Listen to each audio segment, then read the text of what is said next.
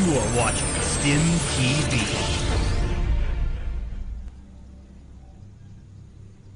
Hello, everybody, and welcome to StimTV. Ah, that's the stuff. You're looking at none other than EGiNcontroL, currently down one game to none other than Destiny, the former Root player who's famous for his Infestor play and making other players cry. I'm Tumba, co-casted with me, as always, Simpatico. Hello, everyone. There it is. I can't help it whenever you introduce me. You know like what that. though? You know what though? It's turned into like the first introduction of the night when we typically alternate. So it's kind of turned into tradition at this point. Yeah. So you totally. gotta come. Can I hear it again one more time, please? Hello, love. There it is. You know what, Tumba? You can attest to this. You know, we tested out the score overlay thing. I actually have to upload something to our server that XSplit like pings our server and gets the scores and everything. We got it all worked out. And it was like it worked 10 out of 10 times, and then what do you know? It does it wrong this time. Like we had it so sorted out. But anyway, what are you gonna do? I got it sorted out, so the score is indeed right. Spawning pool going down for Destiny. Destiny winning that last game, I have to say, pretty convincingly. I'm curious to see what EGiNcontroL is gonna do differently this time. He's actually going to be doing a quick forge here, not even dropping a gateway first. This is forge fast expand all the way, and that last map you can't really do this because you can't fully wall off that choke.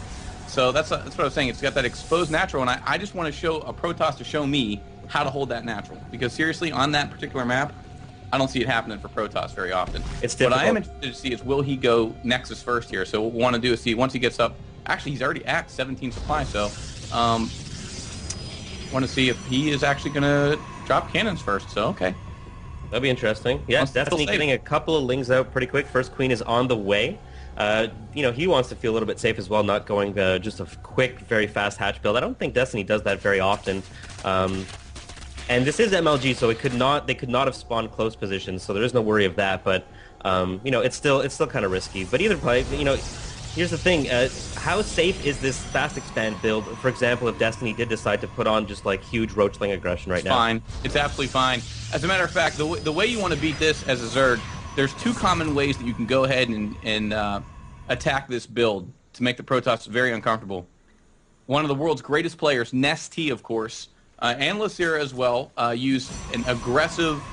actually, they use the static defense for Zerg, which is totally... I'm dropping the ball in my head. Spine crawlers. Spine crawlers. That's one way to do it. Offensive spine crawlers. Yeah. Right? You drop some creep. They can't really see it just out of the vision. Use some offensive spine crawlers or drop play. And even We Made Fox's Moon can get some good bailing drops off. So quick drop tech. But you know what? Destiny sort of known for always going in faster. Like you said, he practiced that build. He knows that build. So I don't know how creative he's going to get versus this Forge Fast expand. Well, it's sort of like in a racing game. And I say this because I played Dirt 3 yesterday with a G27 wheel, and I got totally addicted for like 4 hours. It was amazing at my buddy's place. So I kind of, this is going to be a weird analogy, but you know when like you can sometimes just like run into a wall at like super high speed and it does the turn for you, and it's like you actually get around that turn a lot quicker. So you're kind of like, why change it? I love doing that. that. Why change that? It works. You know, this Infestor Broodlord build at late game, it just works. It's so good. So, like, you know what? Why not use it? That's like pole position. You see that in pole position all the time. For that old school Tart, anybody knows about. He is going to spot this proxy pylon. That is. Start nomming away at that. And wow, dude, the scouting is so good. Like that Lings can get around the map pretty good. That is unreal. That Ling almost actually took all the shields off of a pylon right outside this natural. That poor cannon was looking on longingly. And here we go. This is what I'd actually been waiting to see out of EGiNcontroL. Tossing down Stargate. I know he likes his airplay. He likes Phoenix builds and stuff. I heard him talk about that, and I think he actually practiced a lot of that for MLG Anaheim. But he is tossing it down right at the front. And whenever someone does that, where it's like, here, this is what I'm doing. Yeah, it's fine. You can, with as far as airplay goes, it's almost expected out of Zerg. It's not a tech that you necessarily need to hide. As a matter of fact, you may do some indirect damage with it, force them to go ahead and make some spore crawlers. And all he wants to do is pretty much get a Void Ray out over to the third as fast as possible, unless, like you said, he may even go for some different type of airplay.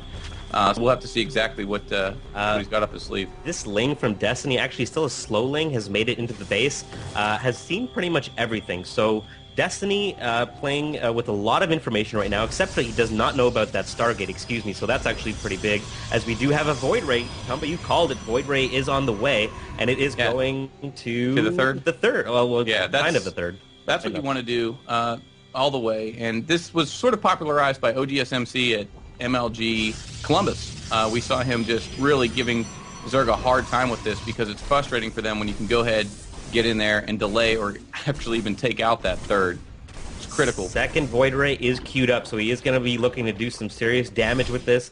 What do we have here? We have Spine Crawlers going down from Destiny, so no indication of any airplay yet, which is really interesting to me, considering there is some decent Overlord spread. Actually has an Overseer out here. I guess doesn't want to sacrifice for that cannon, but wow, yeah, I mean, this might catch Destiny completely off guard here. Well, here's the thing. It's another way to metagame your opponent, if you will, because you can force them into Hydra, which, of course, you know what does well against Hydras?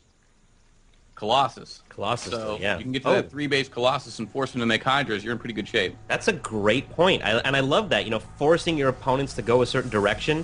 I'm always a fan of that. Like you control the game. And look at this. Actually, Overlord is going to spot. It's going to have to sacrifice itself for the Overmind.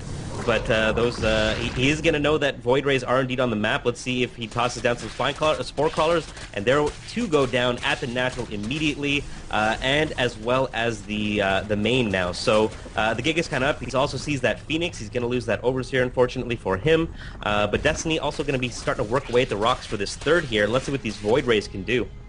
Well, also mixing in the Phoenix there, it depends on how much he wants to go ahead and commit to Phoenix. It takes a great amount of control to go ahead and be able to use your Phoenix, multitask, and sort of multitask not only your ground units but your air as well. Phoenix are very fast, take a lot of micro, and they're doing in the an hands of a amazing master job. though. Yeah, it's amazing to watch. Very awesome. Yeah, they're just clearing, they're bullying Overlords off the map. He does not know, however, about these Lings working on these rocks here.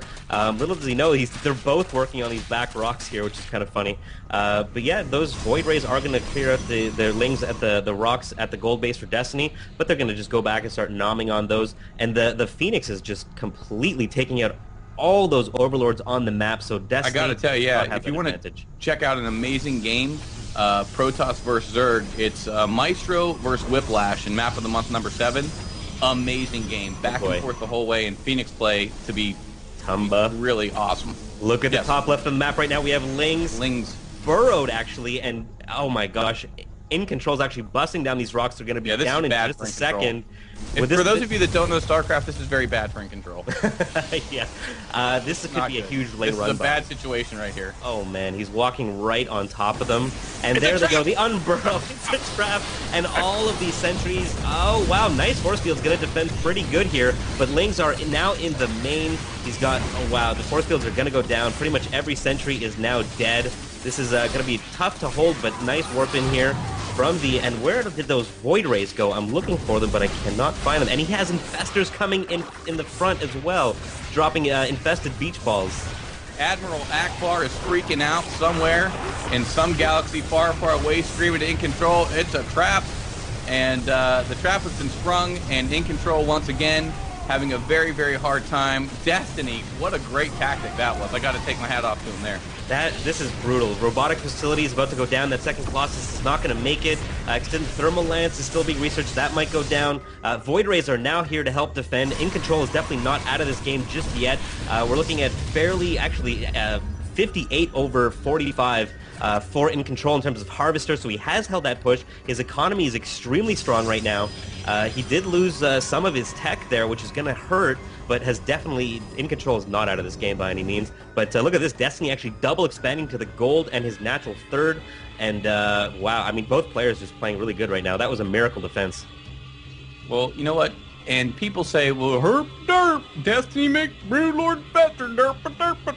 But you know what? What great decision-making was that, man? Went ahead, broke down those rocks, had the foresight to go ahead, okay, you know what? EGiNcontrol's going to try to get an early third. He knew his opponent, and much like in poker, he went ahead, took the information he had, and used it against his opponent. Man, that was a wonderful decision by him. As we can see more action now, Lings nom-nomming on these Zealots, but Zealots, of course, going to get the better of that fight. Yeah, EGiNcontroL is now quite fortified, I have to say. I think he's going to start tossing down some cannons at this third or whatever so that he can deny a lot of those infestors and just those constant fungus growths on your entire harvester patch there, just so brutally annoying. And let's see, there we go, 3 photon cannons. I feel really smart right now. And look at this, actually, what did I miss? I think we just saw Void Rays go down to infested Terrans. I was watching chat and for breaking the action. It's like, funny, these casters don't know Destiny does this hurt derp every time on ladder derp derp. I love the trolls. They are the best. Welcome one and all. For those of you just joining us, it is StimTV. We're in the middle of a show match, and believe it or not, we are biased casters, aren't we? A little bit. I have to say, there's no Terran tonight, so it's hard for me to be biased. I'm equally